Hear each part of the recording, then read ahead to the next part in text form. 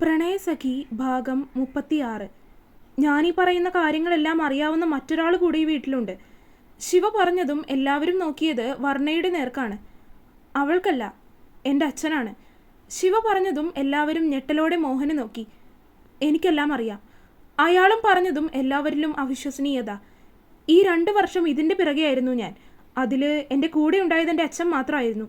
അവൻ മോഹനെ ഒന്ന് നോക്കി.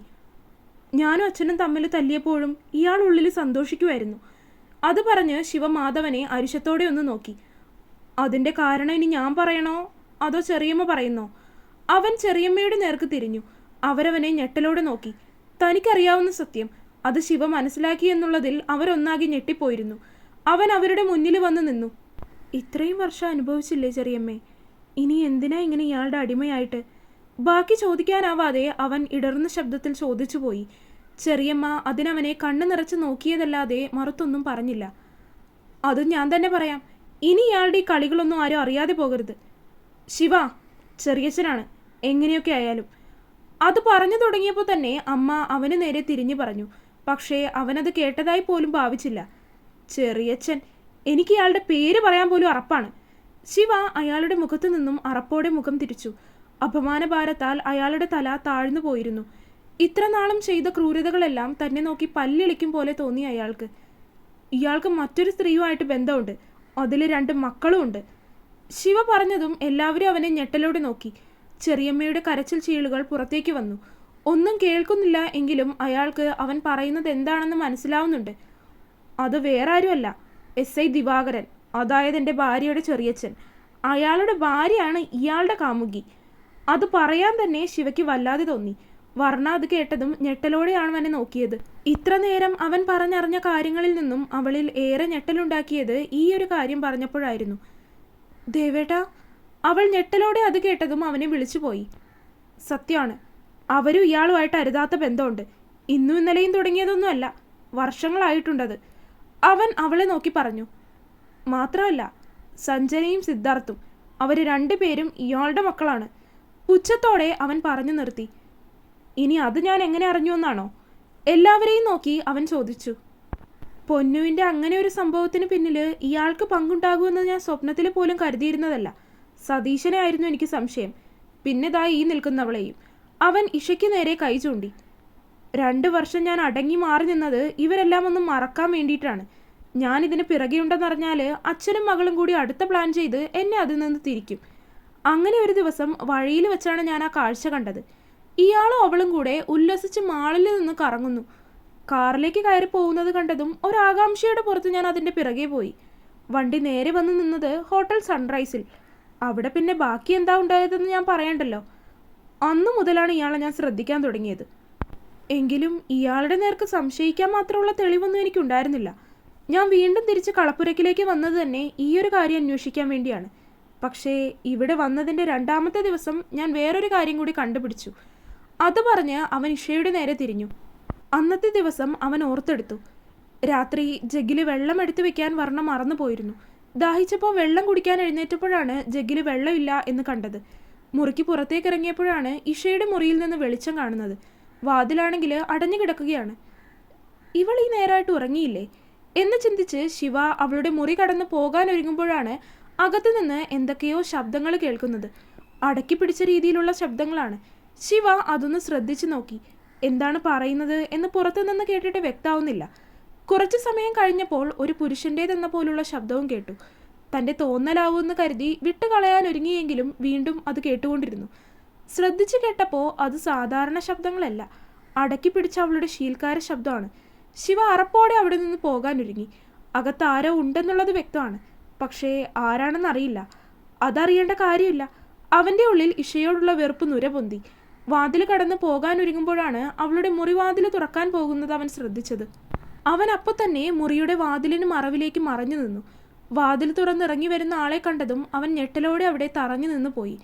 ഷർട്ടില്ലാതെ വിയർത്ത് കുളിച്ച് അവളുടെ മുറിയിൽ നിന്നും ഇറങ്ങുന്നയാൾ ചെറിയച്ഛൻ. അവൻ്റെ ചുണ്ടുകൾ അറിയാതെ പറഞ്ഞുപോയി.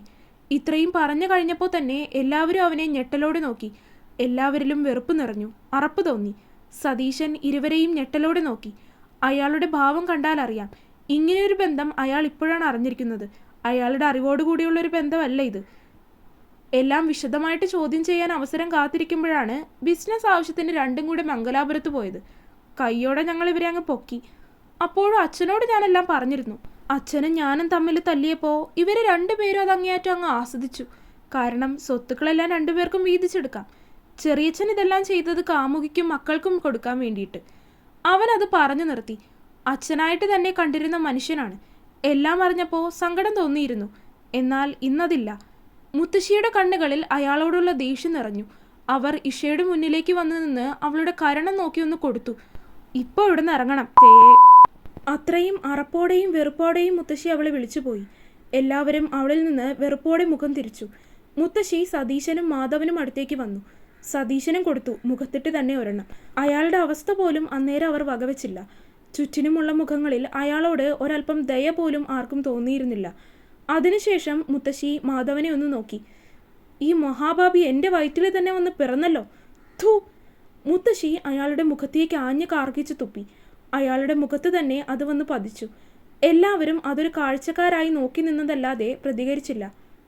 മോഹന! മുത്തശ്ശി മോഹനെ വിളിച്ചു. അയാൾ അവരുടെ അടുത്തേക്ക് വന്നു. ഇനി ഇങ്ങനെ മൂന്നെണ്ണം ഈ തറവാട്ടിൽ വേണ്ട. എവിടെയാണെന്ന് വെച്ചാൽ കൊണ്ട് കളയുവോ കൊല്ലുകയോ ചെയ്യൂ. മുത്തശ്ശി മുഖം തിരിച്ചകത്തേക്ക് കയറിപ്പോയി. അപ്പോഴേക്കും വീടിൻ്റെ മുന്നിലേക്ക് ഒരു വണ്ടി വന്ന് നിന്നു. ശിവ അവർ വന്നപ്പോൾ തന്നെ പുറത്തേക്ക് നടന്നു.